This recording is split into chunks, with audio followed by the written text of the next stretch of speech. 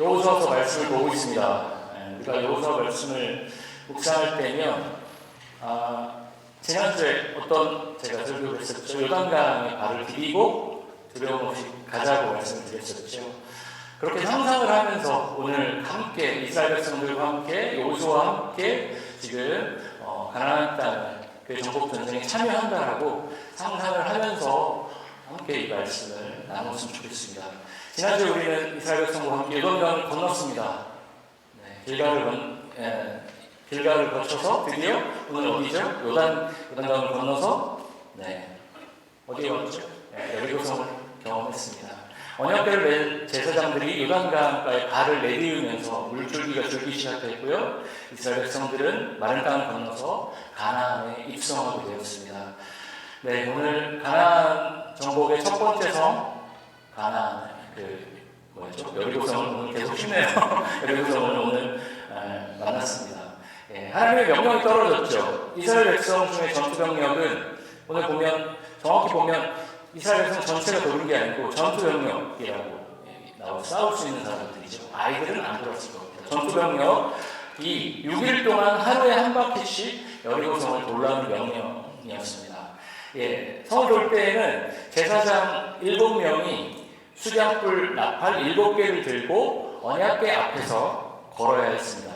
그리고 7일째에는 제사장들이 나팔을 부는 동안 나팔을 불면서 성을 7번 돌았죠. 7번 돌아야 됐습니다. 그리고 마지막으로 제사장들이 그 수량 나팔을 길게 삥 이렇게 불면 어떻게 됩니까? 그리고 백성들은 그 나팔 소리를 듣고 함성을 와 하면서 질렀겠죠. 그리고 우리가 아는 그 견고하게 표현되는 그 여리고성은 무너집니다. 오늘 본문에서는 거기까지는 안 나오지만 시간상 짧게 가보자고 하는데요. 이후에 이스라엘 백성들은 여리고성을 향해 진격을 합니다. 6장 27절까지 있는데요. 여리고성이 무너지고 이스라엘 백성이 여리고성을 점령한다는 얘기까지가 서술이 되고 있습니다. 저는 오늘 설교를 공동체적 순종이라는 키워드로 보려고 합니다. 요단강을 건너서면서부터 사실 하나님은 이스라엘 백성들에게 순종을 말씀하셨죠. 요청하셨습니다. 제가 지난주에 설교할 때 그런 얘기 했었죠. 그 당시에 고대근동에 강과 바다는 혼돈의 괴물이 살고 있다라고 생각했었다는 거죠. 그래서 그 사람들이 발을 내디딜 때, 제사장들이 발을 내딛는 순간에도 사실 믿음의 순종이 필요했습니다. 가나안 땅에 입성한 후에 이스라엘 백성은 뭘 하죠? 전투 준비를 하는 대신에 할례를 행합니다. 사실 아시잖아요? 그 할례라는 게 전투력이 떨어지죠. 할례를 하고 힘이 쏟아서 잘 싸울 수 있을 것 같아 라고 할 수 있는 남자는 별로 없을 겁니다. 그렇지만 그 명령 앞에, 하나님의 명령 앞에 순종했습니다. 그리고 오늘 여리고성을 눈앞에 두고 하나님은 그분의 명령에 다시 한번 순종할 것을 요구하고 계십니다. 사실 오늘의 명령이 어떻게 들리시나요? 오늘의 명령. 이게 사실 우리에게 너무나 익숙하고 많이 들었던 말씀이라 그냥 쫙 하면 쫙 이럴 수도 있지만 그 익숙함을 벗어나서 한 번 더 생각을 해보겠습니다. 어린 시절에 저는 이 여리고성에 대한 얘기를 들으면 여리고성 전투 이런 느낌, 그게 무슨 전투야? 저는 항상 삐딱하잖아요. 그래서 그게 무슨 전투야? 싸우지도 않았는데 그걸 그렇게 생각을 했었습니다. 뭔가 군사 전략을 거창하게 만들어서 여기는 이렇게 해갖고 여기는 이렇게 공격하고 저기는 이렇게 헬기가 떠서 쏘고, 헬기는 없었겠죠. 그런 것들이 있어야 되는데 그래서 조용히 여리고성을 돌다가 나팔을 불고 함성을 지른다, 그렇게 얘기하고 있습니다. 이게 여리고성을 공격하는 전투였어요. 흔히 성을 공격하는 공성전이라고 얘기하죠. 성을 공격하는 공성전은 최소한 공격하는 병력이 수비하는 병력의 4배 정도는 되어야 싸움이 된다고 얘기합니다. 성 높은 데서, 그쵸? 다 보이잖아요. 어떻게 기어오고 어떻게 쏘는지. 1대4 정도는 되어야 그나마 성을 함락시킬 수 있을까 말까 정도라고 얘기합니다.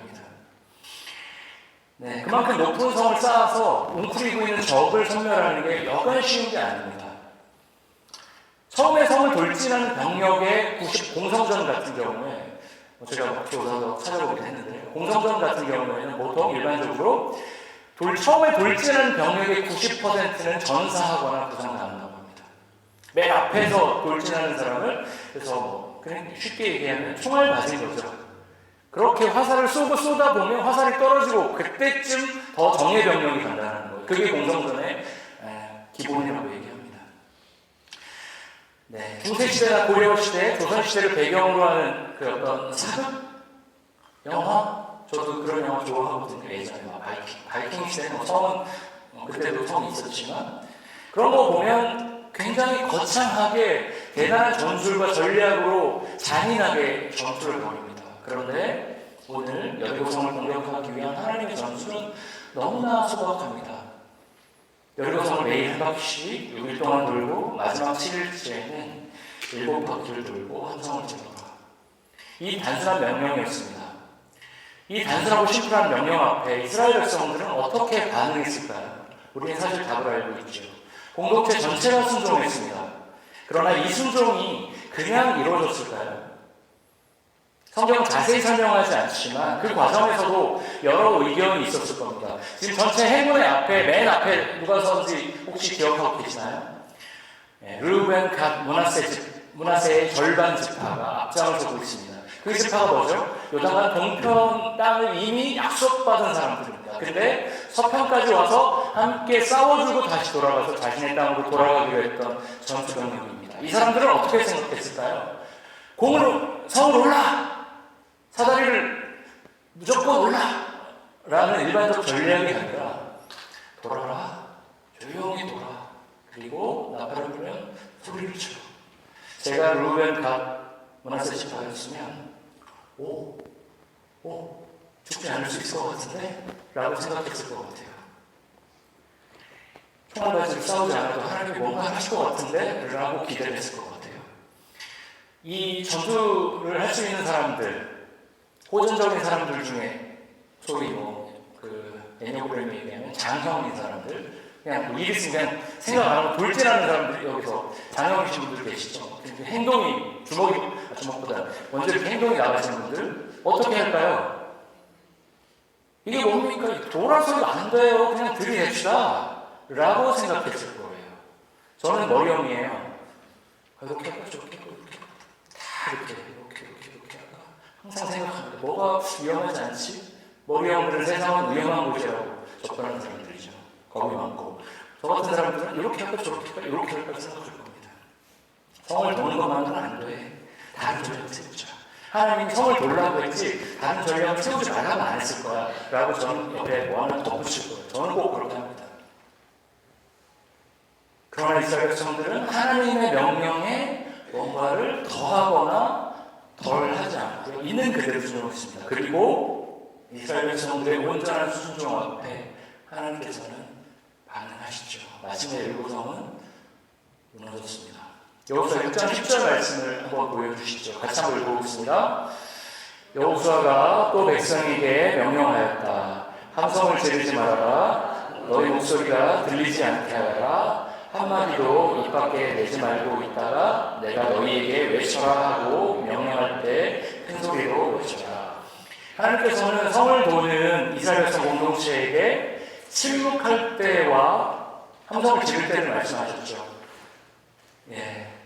믿음의 공동체에는 이런 타이밍이 있는 것 같습니다. 주빌리 같은 믿음의 공동체는 함성을 질러야 할 때가 있고요, 침묵해야 될 때가 있는 것 같습니다. 치열하게 논쟁을 해야 될 때가 있고요, 적극적으로 끌어안아야 될 때가 있는 것 같습니다. 열심히 구약성경 여행을 지난주에 구약 신약을 공부했죠. 그렇게 공부를 해야 될 때가 있고요, 뜨겁게 공동체를 위해서 중보 기도를 해야 될 때가 있는 것 같습니다. 열심히 음식을 해서 공동체에 배고픈 사람을 위해서 먹여야 될 때가 있고요, 지갑이 비어있는 이웃을 위해 자신의 지갑에서 돈을 꺼내서 나눠줘야 되는 때가 있는 것 같습니다. 우리는 그때를 분별하고 순종해야 합니다. 그런데 여기서 중요한 게 있습니다. 순종 못지않게 순종 이전에는 뭐가 중요할까요? 분별의 과정이 우리에게 참 어렵습니다. 오늘은 심플하죠. 여호수아를 통해서 돌아, 나팔을 불어, 함성을 질러, 아주 심플한 그 명령 앞에서 우리는 심플하게 반응할 수 있을 거예요. 하든 안 하든.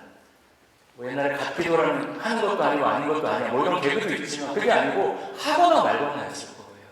이렇게 하나님께서 우리에게 항상 음성으로 알려주시면 우리는 분별이 필요하지 않습니다. 그러나 그런 경우는 별로 없죠. 가끔 저는 예전에 말씀드렸던 것 같은데 예수님을 직접 만났던 12 제자들 또는 12 제자들이나 예수님을 직접 만났거나 아니면 12 제자라도 만났거나 아니면 12 제자의 제자라도 만났거나 이렇게 한데 건너더라도 아니면 구약의 선지자 아브라함, 모세, 아모스, 호세야, 이사야 같은 인물들을 만났던 사람들을 굉장히 부러워했어요. 제가 그런 신앙의 역사 속의 인물들을 만났다면 얼마나 좋았을까. 내 삶 속에 그들의 어떤 메시지가 내 머릿속에 가슴을 박혀있을 텐데 라고 생각했었습니다. 그런 영적 거인들 옆에 있으면 뭔가를 결정하고 그 영적 거인이 얘기한 것을 듣고 그대로 가면 되는 거잖아요. 그러나 우리 옆에 그런 성경에서 이 사람 얘기를 무조건 하나님의 말씀처럼 직접 계시하셨던 예레미야 같은 선지자가 우리 지금 옆에는 없습니다. 그렇지만 우리에게 뭐가 있을까요? 공동체의 책, 성경이 있지요. 우리 모두 개인적으로 성경을 소유하고 읽고 있지만 성경은 기본적으로 공동체의 책이었습니다. 특히 초대교회 공동체는 이 성경을 한 목소리로 낭독하고 하면서 공동체를 향한 하나님의 뜻을 분별했었습니다. 오늘 본문 5절에서 쓰인 함성이라는 표현의 원어적 단어는 시편 33편에서 보면 함성을 지르라고 할 때 그 한편은 예배 때 지르는 기쁨의 함성이었습니다. 오늘 본문에서는 나팔을 부는 것을 언급하는데요. 구약 성경에서 나팔을 부는 것은 어떤 신호, 전쟁의 신호이기도 하지만 하나님의 임재를 상징할 때 자주 쓰이기도 합니다. 더불어 오늘 본문에서 7이라는 숫자가 자주 사용되는데요. 그것은 구약에서 예배 또는 창조, 7일 창조죠. 이렇게 상징하는 숫자로 자주 사용됩니다. 즉 결론은 뭐죠? 오늘 본문에서 여리고성 전투는 단순히 전투 싸움이 아니라 하나님의 임재 또는 예배라고 우리가 받아들일 수 있다는 것이죠. 그런 맥락에서 오늘 이스라엘 백성들이 가나안 땅을 정복해 가는 그 삶은 일상입니다. 지금 특별한 삶이 아니고요. 가나안 정복이 그들에게 일상이었어요. 그들에게 잡이었어요. 그들의 일상이었습니다. 그게 곧 뭐였다는 거죠? 예배였다는 거죠. 삶이 예배이고 예배가 삶이었던 것이죠. 이는 우리의 일상이 온통 종교적인 것으로 가득 채워져야 된다는 뜻은 아닙니다. 우리가 함께 드리는 예배를 통해서 함께 해석하고 전하고 들은 말씀이 공동체 전체 구성원의 삶 속에 드러나는 것이 우리가 마땅히 가야 할 길이라는 것이죠. 그래서 오늘 우리는 어떻게 하죠? 오늘부터 우리는 3주간 어떻게 분별할 것인가, 어떻게 성경을 묵상하고 분별할 것인지 성경 묵상계의 일타강사 이상복 목사님을 모시고 3주간 강의를 듣습니다. 이 3주간의 시간은 뭔가 기술적인 테크닉, 쪽집게처럼 이렇게 하면 성경 묵상이 잘 됩니다라는 것을 배우는 시간일까요? 그건 아니지. 그런 기술적인 테크닉을 배워서 무슨 그렇죠 6주 성경 묵상 전문가 과정으로 뭐 이렇게 해갖고 그런 걸 배우는 시간이 아닙니다. 공동체가 한 말씀을 읽고 분별하고 순종하자라고 합의된 과정의 커리큘럼 안에서 듣고 배우고 순종을 오늘부터 올해부터 2025년에 주변이가 같이 하자. 분별을 어떤 영적 거인, 성경에서 나왔던 영적 거인들에게 의존하지 말고 지금 이 상황에서 우리가 주신 말씀을 갖고 분별하고 순종하자. 그게 오늘 우리가 마땅히 나누어야 될 말씀이라고 저는 생각합니다. 이 시간을 지나서 3주의 시간을 지나서 우리는 한 말씀으로 묵상하고요. 공동체 주신 그때 주신 말씀으로 분별하고요. 순종하는 공동체로 함께 나아갔으면 좋겠습니다. 그 흐름에 진심으로 함께 해주셨으면 좋겠습니다. 이 공동체, 우리 주빌리 공동체 너무나 중요한 시간입니다. 이스라엘 백성들이 침묵할 때와 함성을 지를 때를 구분해서 순종했듯이 우리도 하나님의 공동체에 함께 주신 말씀을 분별하고 함께 침묵하고 때로는 함께 함성을 지르며 함께 공동체로 살아가는 주일리 공동체 성도 여러분 되시기를 축원합니다. 공동체적 분별, 공동체적 순종은 하나님께서 공동체에게 주신 말씀을 겸손히 올려다보면서 관찰하고요, 해석하고요, 적용할 때 일어납니다. 그래서 2, 3주간의 시간이 우리 공동체의 미래에 너무나 중요한 시간이 될 것입니다. 이 공동체적 순종의 길 앞에 온 마음을 다해 함께 하시는 주일리 교회 성도 여러분 되시기를 축원합니다. 말씀을 마치겠습니다.